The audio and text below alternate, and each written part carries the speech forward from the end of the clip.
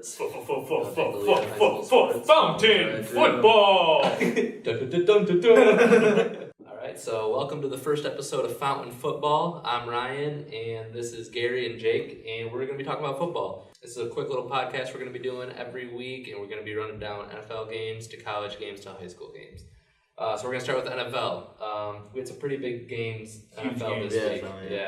So why don't you start us off? What are we talking about? All right, we're going to go over the Patriots today, and really their struggles against the Titans. I saw Tom Brady did great, but their defense still some struggles, letting up 33 points. Yeah. What you guys think about that? Tom Brady threw for 378 yards and 5 touchdowns. I mean, absolutely huge, and barely squeaked by the Titans still. Yeah, I kind of think the Titans got screwed over there in that game, but, you know, it's whatever. After looking at the power rankings this week, the Titans are ranked 4th. Jaguars Ravens is a great game, 44-7.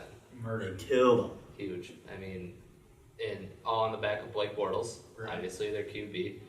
This guy's throwing 244 yards and 4 touchdowns. Without Allen Robertson with the torn ACL, so that's crazy. He's got to find some new receivers, and there's not a lot of chemistry there, but he's getting it. He's getting it done. Now, are they legit? Are the Jaguars legit? I don't know if they are. I mean, some people might say they are. Their defense is legit. Their defense suffocates. I mean, we've seen that in the first game, and the second game was, I don't know if it was a fluke or what it was, but obviously they were the old Jacksonville taking the loss. But this week, I like their corners. I like Ramsey. I like their line. I like what they're doing. I just think if Bortles can keep on having no turnovers and their offense just keeps rolling, it'll be good for the Jaguars. But I don't know if they can keep that up. What did he have, 244 yards and 4 touchdowns? Yeah. No interceptions. Insane. That's pretty big. And next, we have the Chiefs. They are 3-0 this year. Holy moly. Can they keep it up? Kareem Hunt, Alex Smith, they're doing crazy things. Is Alex Smith really that good, though? Is it? I mean, I'm looking at Alex Smith. He's an old guy. He throws short passes. He's nothing special, but, I mean, he's throwing to guys and they're getting touchdowns. Tyreek Hill. He's getting it done, killing it. So we'll see how that goes. I mean, if you look at some of the short passers from the history of the league, such as Kurt Warner and people like that, I mean, short passes can win games, and just those little yards can produce first downs. So that's true. You don't have to go deep ball every time. And with the way that they're running the ball, it's pretty hard to stop. They have some speedsters on their wide receiver core, and I think they're a good-looking team. I think they're definitely going to win the AFC West, even though it's definitely hard, but they have one of the best defenses. Last year, obviously, they were one of the best, and this year their offense is just running on all cylinders right now, so it'll be exciting to see in future games where they'll go with it. Yeah, speaking of the AFC West, I mean, you're looking at teams like the Broncos and the Raiders. I mean, the Chargers are in there too, and the Chargers obviously aren't that good this year, but going against the Broncos defense and the Raiders' young offense, that's going to be tough. Yeah, so, do you guys think that Alex Smith is good enough to take his team to the playoffs?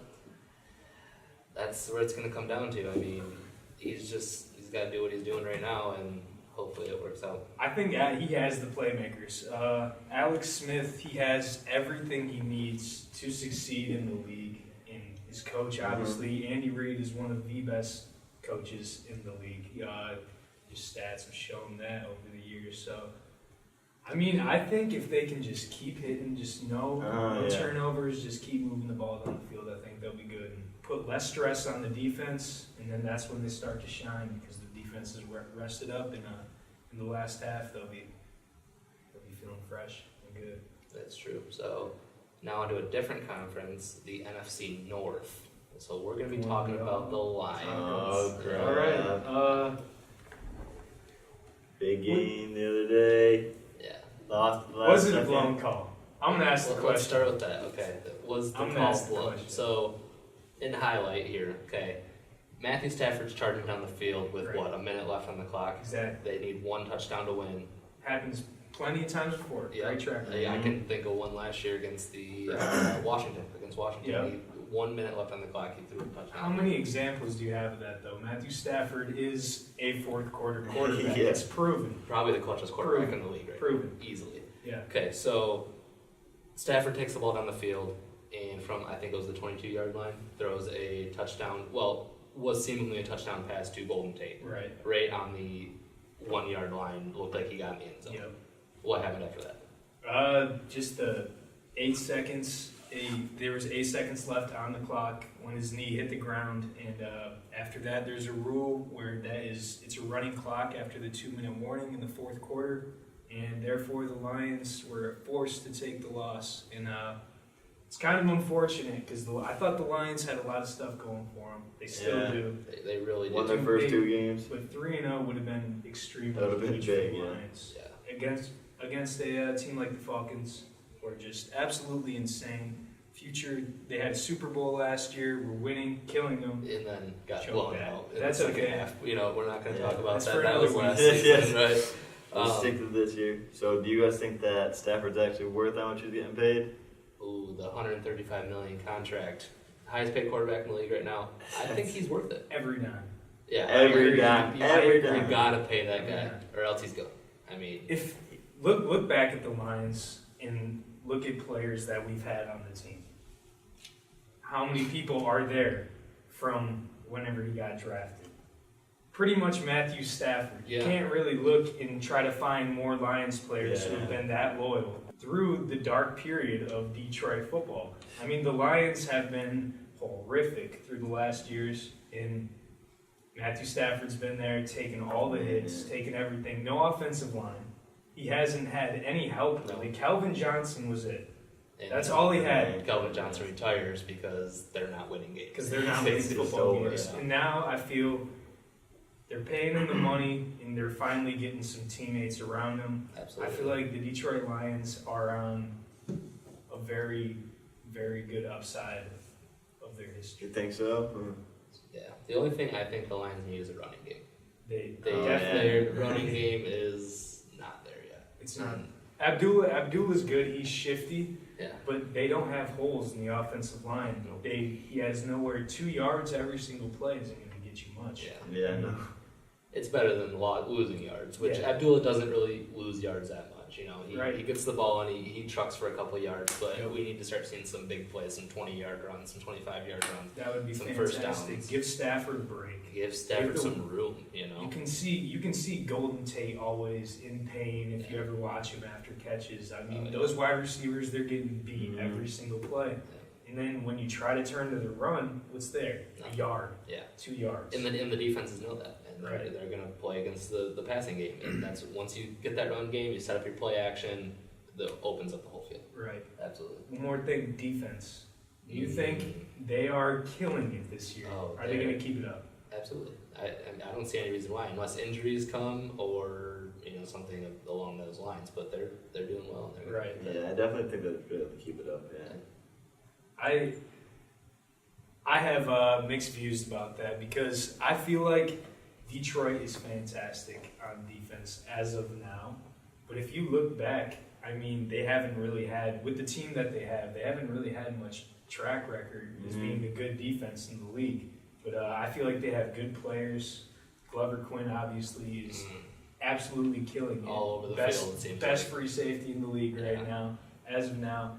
But one thing I see with the Lions is their defensive line is hurting right now. I feel like they got pressure on Matt Ryan, but I don't feel like they're getting what they want, like they had back in the day with Ndamukong Suh, with Hanza, with just a line that would just absolutely destroy. Like offensive lines would be scared to play the Yeah. Lions because they would just bruise you up. They were dirty. Oh, They were disgusting. And this year, I feel like they have good players. A lot of injuries, though. Yeah.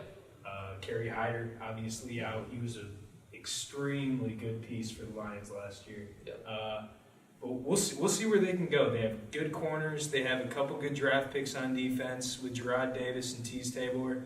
But we'll see. I feel like the Lions defense, I hope they can keep it up because if they do, they'll be a deadly team. Oh, and yeah, they for will sure. be good.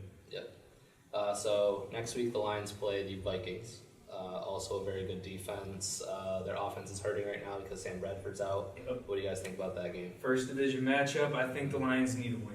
I feel like Absolutely. to set their place in the North, they need to pick up this W. They need to show the Vikings and show the North that the Lions Oh, yeah. aren't the same Lions as what they were, and they're here to play.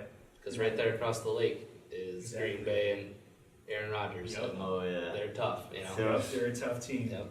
Yeah, especially after this loss that they just took, that'd be a good game to bounce back. It'd be And fantastic. That'd be really good. So in college news this week, we have number 8 Michigan beating Purdue to become 4-0. Mhm. Obviously, O'Korn 270, 1 touchdown, 1 interception. Yep. Chris Evans rushed for 97 yards, 2 touchdowns.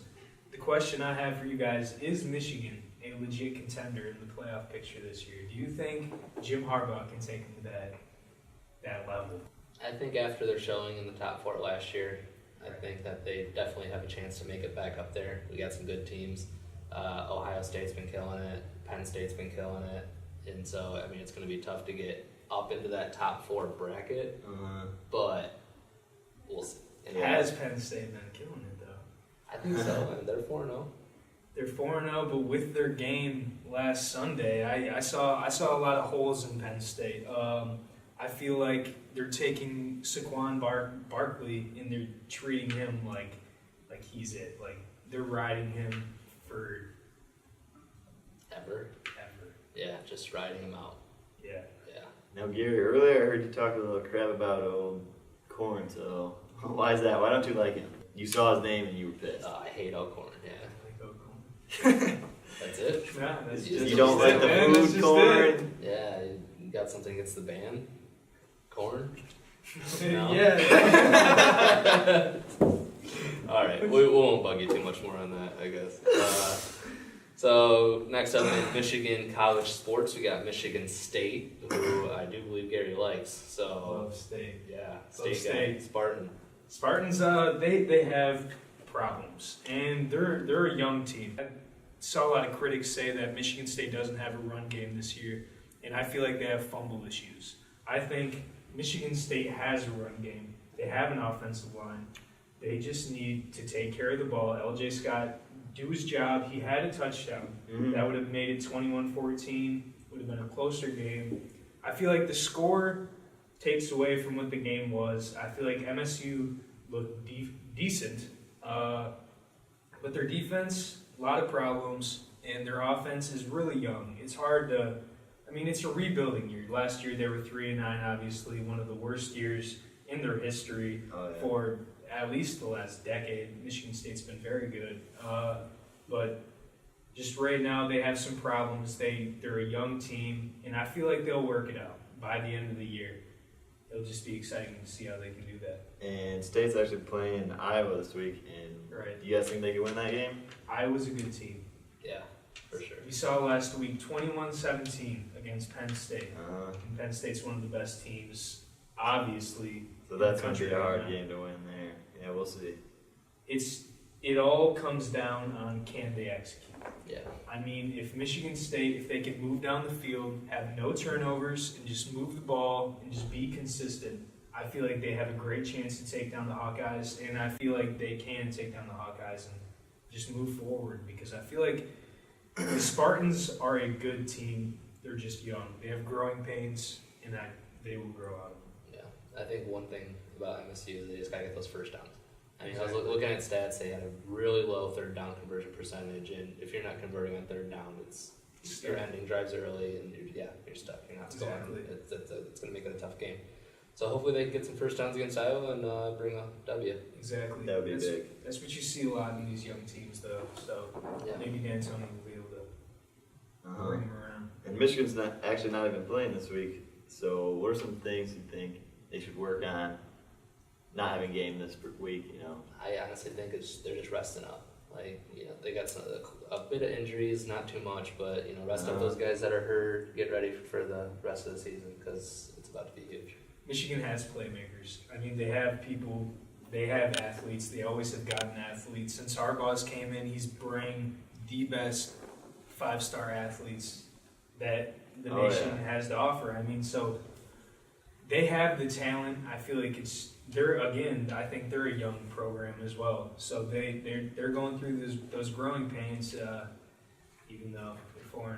But Yeah, and even I was watching the game a little at the beginning, and their starting quarterback didn't get hurt, and then they brought their second string guy in, and he actually did a pretty good job because they ended up coming back because they were down, yep.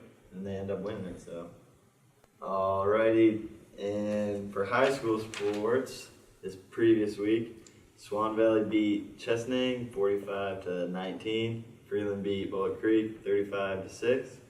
Frankenmuth just barely beat Bridgeport 47-42. Ithaca just destroyed Valley Lutheran 63-0. That's crazy. Now that's a game I kind of want to talk about for a second. Ithaca has what, like 5 state championships in the last 6 Yeah, years? they're a Yeah. powerhouse. It's I mean, insane. for any team to go against Ithaca is like It's unfair. it's like basically a college team. Yeah, Like, they're crazy. they're killing it. Have you So- guys ever been to their like their high sta- school? Like it's Yeah. like a stadium. Their stadium's beautiful. They're like a That's Class C, and they've got like this huge stadium. Big, Like, I'm big like, old scoreboard. It's It's gnarly. But yeah, so yeah, they're I mean, heavy duty. Ithaca blowing out Valley Lutheran, who is not a football school, 63-0. Yeah. It's understood.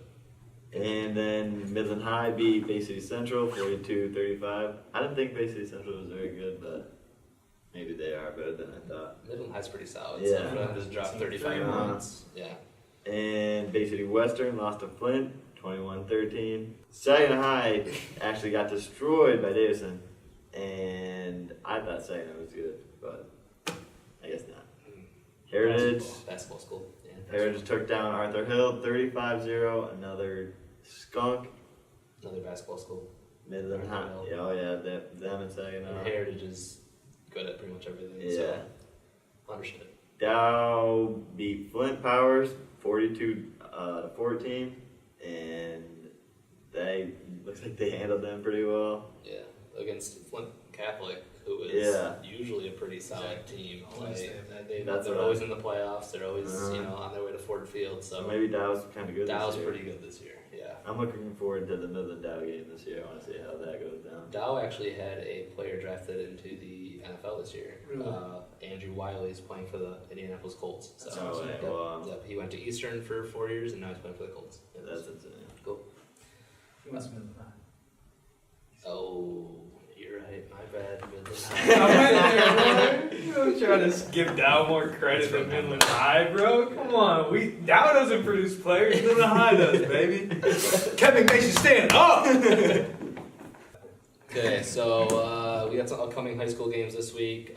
Midland Dow versus Bay City Western should be a good game. Heritage versus Bay City John Glenn. I know John Glenn's not all that great this year, so Yeah. that should be another blowout for Heritage. Frankenmuth versus Bertrand. Two pretty close mid schools. That should be a good game. Ithaca versus St. Charles.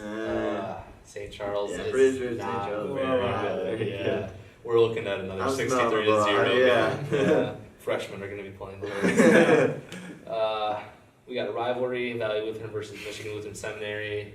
And then we got, every week we're going to be doing a game of the week, and we're going to bring you sideline reporting with possible video, interviews, stuff like that, brought to you by our co-producer Amanda. So the game of the week this week is going to be Heritage versus Bay City John Glenn.